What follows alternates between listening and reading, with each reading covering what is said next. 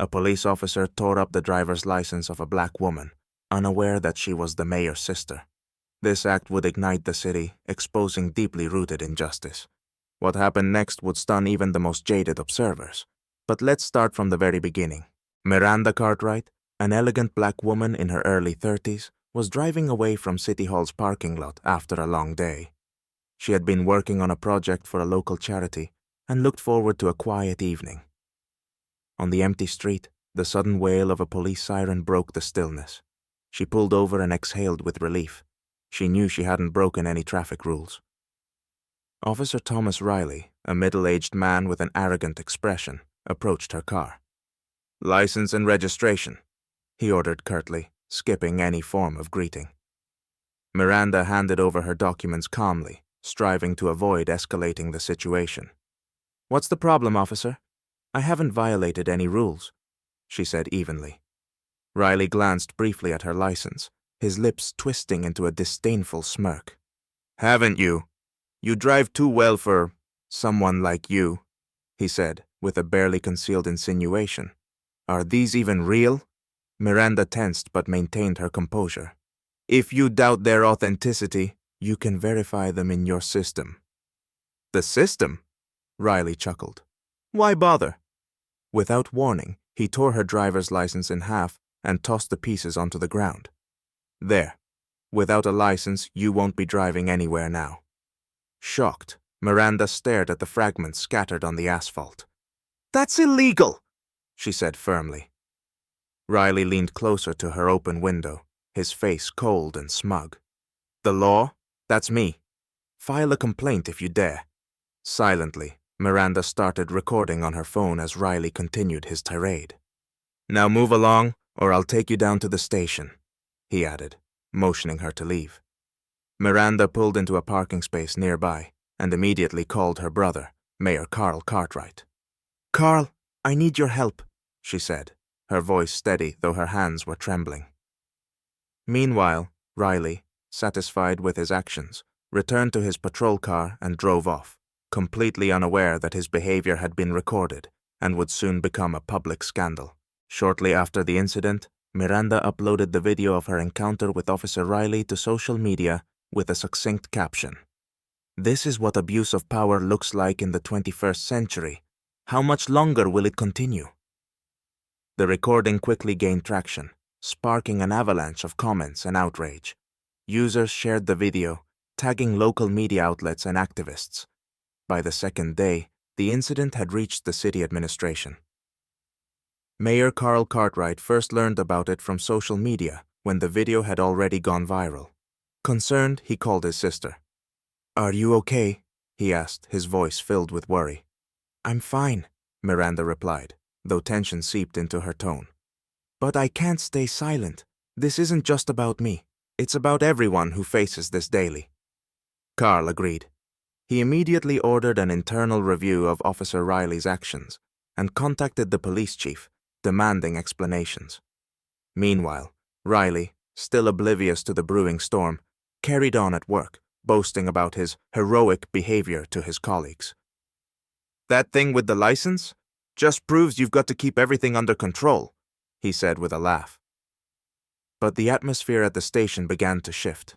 Colleagues who had seen the video grew uneasy, questioning the appropriateness of his actions. Rumors about Miranda's identity started spreading across town. Some people mentioned her connection to the mayor, others highlighted her charitable work. When Riley finally learned that the woman whose license he'd torn up was the mayor's sister, a wave of unease swept over him. Yet instead of offering an apology, he told his superior, "We're not obligated to know who people are. She didn't comply immediately, and I acted appropriately."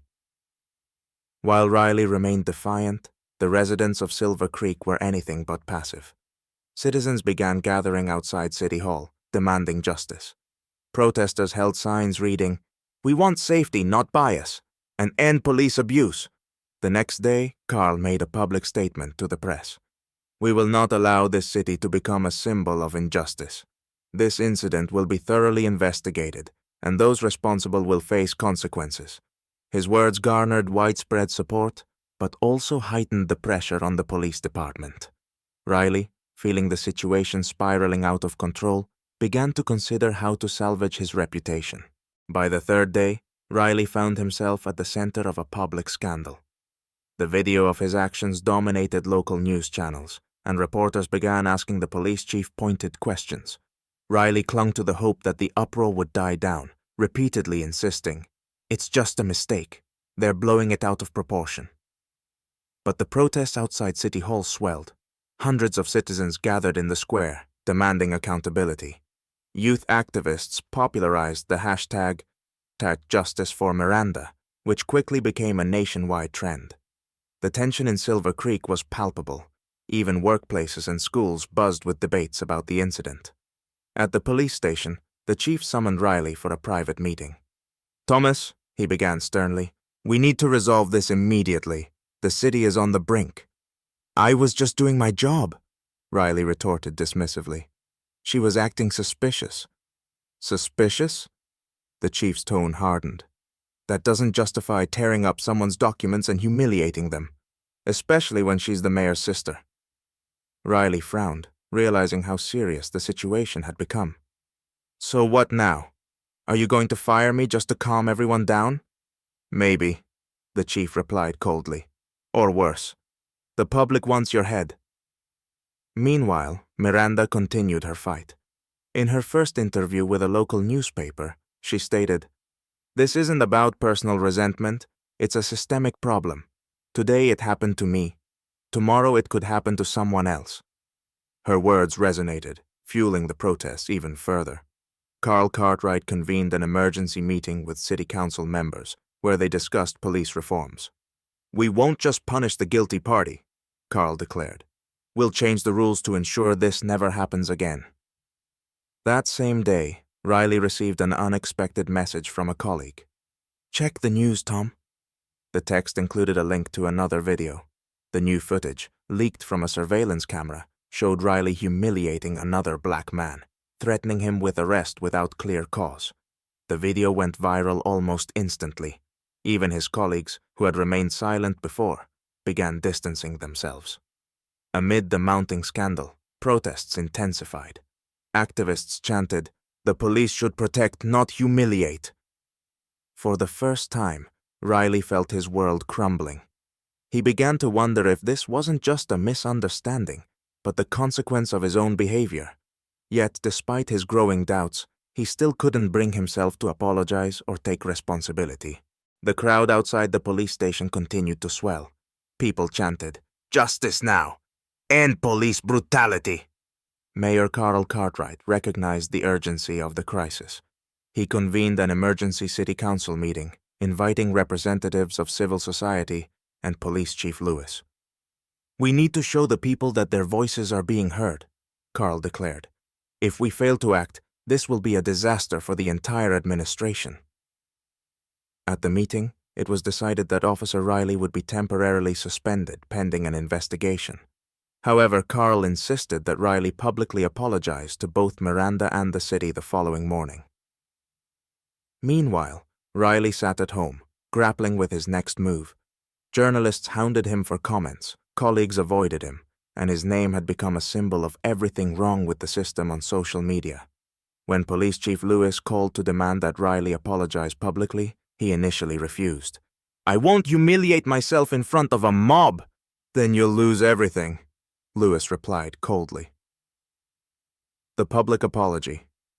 The next morning, journalists and residents packed City Hall. Miranda sat in the front row, her calm demeanor betraying only slight nervousness as her hands trembled faintly. Silence filled the room when Riley approached the podium. His face was tense, his voice wavering. "I understand that my actions were wrong," he began. "I want to apologize to Ms. Cartwright and to the city for what I've done." His words sounded hollow, but Miranda refused to break eye contact with him throughout his speech. After he finished, Miranda stood and walked onto the stage. "These apologies are only the first step," she said, addressing the crowd. "We will continue to push for changes so that no one else has to face this kind of injustice." Her words ignited thunderous applause. The people felt validated in their fight for justice. Reforms and consequences. Carl followed up the apology with an announcement of sweeping reforms in the police department. He initiated the creation of an independent commission to review complaints against officers. Additionally, the department began implementing mandatory bias training for all personnel. For Riley, however, the consequences were severe. The viral video sparked an official investigation, and within weeks, he was dismissed from the police force. As he tried to find new employment, he encountered the harsh reality of his tarnished reputation. Final scene: a community united. A month later, the camera focuses on Miranda walking through the town square. In the center stands a newly unveiled memorial dedicated to the victims of police misconduct. A group of young activists approaches her. "You've inspired us to keep fighting," they say. Miranda smiles, reassured that her efforts have left a lasting impact. She glances towards City Hall, where her brother Carl is deep in discussion about the next phase of reforms. She knows the fight for justice isn't over, but now she has the support of an entire community, ready to stand together.